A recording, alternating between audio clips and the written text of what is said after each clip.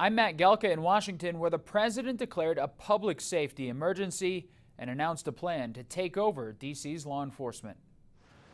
This is Liberation Day in D.C. The president announced a federal takeover of Washington, D.C.'s police department, along with the deployment of National Guard troops in the nation's capital. It's an effort to fight what he believes is out-of-control crime. And we're getting rid of the slums, too. We have slums here. We're getting rid of them. I know it's not politically correct. You'll say, oh, so terrible. No, we're getting rid of the slums where they live. The crackdown also comes with the promise of using federal police and agents in city streets, a pledge to bring an active military if necessary, and Trump didn't rule out trying to do the same in other cities. We have other cities also that are bad, very bad. You look at Chicago, how bad it is. You look at Los Angeles, how bad it is. We have other cities that are very bad. New York has a problem. We're starting very strongly with D.C., and we're going to clean it up real quick.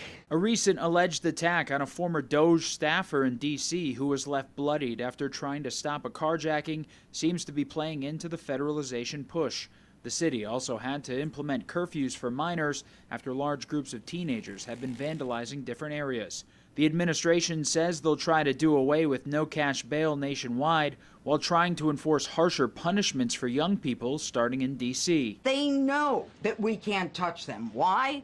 Because the laws are weak. We need to go after the D.C. Council and their absurd laws. D.C. police data shows violent crime is trending down, although the White House disputes those numbers. I believe that the president's view of D.C. is shaped by his COVID-era experience during his first term. We experienced a crime spike post-COVID. We have been able to reverse that 2023 crime spike. The president has the authority to take over the D.C. Police Department under the Home Rule Act for 48 hours or up to 30 days. Anything longer would need approval from Congress. Reporting in Washington, I'm Matt Gelka. Trump's new orders now boost enforcement even more. 7 News' Josh Chapin picks up our team coverage. And Josh, the mayor just held her own press conference within the last hour. At 4, you mentioned how she talked about the president's first term during the pandemic, how she believes that may have shaped his view of crime in the district. Break down what else she's saying now in response to this federal takeover. Well, Megan, the federal takeover today described by Mayor Bowser and MPD Chief Pamela Smith as more of a partnership. We pressed Mayor Bowser about what she meant by that, and she said that she is limited in what she can do, that she must comply with the law given the limited powers of D.C. and her government. After our repeated requests for interviews over the past few days, the mayor finally spoke to a room full of reporters this afternoon inside the Wilson building. She was joined by her police and fire chiefs. The mayor drilling down once again that crime numbers are at a historic low as contrasted with what the president said. The mayor said during special times of emergency, which the president declared today, she must give the services of the MPD to the federal government. But she was clear that Pamela Smith is still the chief in charge. The chief saying over the next 30 days, you'll see an increased police presence all over the district. She also said this. We have a relationship with our community that is very important to us, our community members. And so having our Metropolitan Police Department working alongside of our federal partners who have come into the city to really help us assess and deal with the crime, that some of the crime spikes that we have, we will work alongside them. D.C.'s police union supports the president's recognition of the crime crisis as laid out in the statement that you see on your screen there. They hope that the federal intervention is temporary and it paves the way to fix bad reform legislation. We will hear more from the police union as well as from Mayor Bowser when we see you at 6 o'clock. Scott and Megan, back to you. All right, Josh, thank you for your coverage there. We look forward to those updates. Well, D.C.'s top leadership will likely have to testify in an upcoming hearing on the city's safety. Chairman of the House Oversight Committee, James Comer, posted on X that they're planning to hold the hearing next month with the District Attorney General, the council chairman, and the mayor. I'm Matt Gelka in Washington, where D.C.'s police union is saying they're welcoming the federal help after the president has temporarily taken over law enforcement in the district. National Guard troops arrived at Washington, D.C.'s Armory with 800 guardsmen deployed as part of the president's federalization of the city's law enforcement. Our capital city has been overtaken by violent gangs and bloodthirsty criminals. We have more police, and we want to make sure we're using them. When critics pointed to data showing violent crime at a 30-year low, the White House said the numbers were being cooked. D.C.'s police union agrees. This concept that crime is down is really an old trope, and we're currently sitting at 3,180 with more than 800 vacancies for the position of sworn police officer. And that's the main reason why we can't keep these streets safe. Congress could play a role not just in D.C., but nationwide, where Republicans believe blue cities are soft on crime. President Trump will not be deterred by soft on crime Democrats and media activists who refuse to acknowledge this rampant violence on our streets. New York Republican Elise Stefanik is reportedly working on a bill ending no-cash bail policies nationwide, a practice where a criminal defendant doesn't need to post bail while awaiting trial for lesser offenses. Florida Republican Byron Donalds has a bill that would make changes to D.C.'s youth offender system and sentencing. Some on D.C.'s City Council agree change is necessary. And I also do agree that there were some laws that went too far several years ago. I'm proud of the progress that we've made leading to this 30-year low of violent crime, but I am also the first to say we have to do more. Democrats have slammed the president's use of military on American soil as authoritarian and an abuse of his power. And that step is a huge step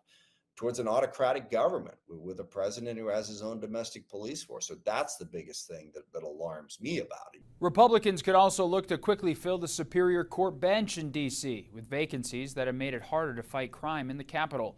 Nominees require Senate confirmation, and the chamber has been slow to act. Reporting in Washington, I'm Matt Gelka. Right now at 5:30, a new video coming in overnight showing FBI and DEA agents on patrol in Georgetown. There are just some of the hundreds of federal law enforcement officers that have been positioned in D.C. in response to President Trump's crime crackdown.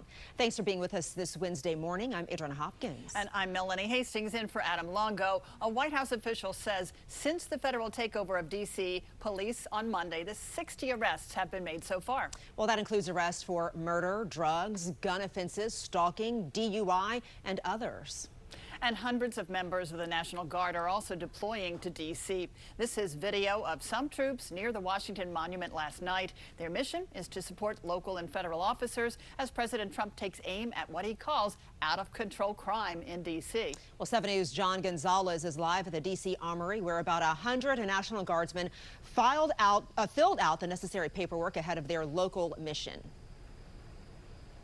That's right, Adriana. Good morning. And staffers here at the D.C. Armory tell me that they are expecting very long days with a lot of overtime, similar to what they saw back in 2021 when the J6 Capitol breach happened. More than 25,000 D.C. National Guard soldiers were activated to secure the Capitol. Well, this time around, 800 of these soldiers have been deployed here locally, and many of them started arriving yesterday while our cameras were rolling. The Guard and federal agents are part of this rare mobilization, and Mayor Muriel Bowser says she wants to make the most of it. She sat down Tuesday with U.S. Attorney General Pam Bondi, who's now leading this public safety effort here in the district. There are opportunities for us to build upon our community engagement with our federal partners who work with us every day, and this is the time for us to do that. What I'm focused on is the federal surge and how to make the most of the additional officer support that we have. Now, Pam Bondi did not go on camera yesterday, but did say in a statement that she found the meeting to be productive and pledging close collaboration with D.C. officials. However, there's already plenty of opposition. The group Move On says more than 29,000 people, residents here in the district, have already signed a petition calling on Congress to stop what they call a militarized takeover here in the nation's capital. Reporting live, John Gonzalez, 7 News.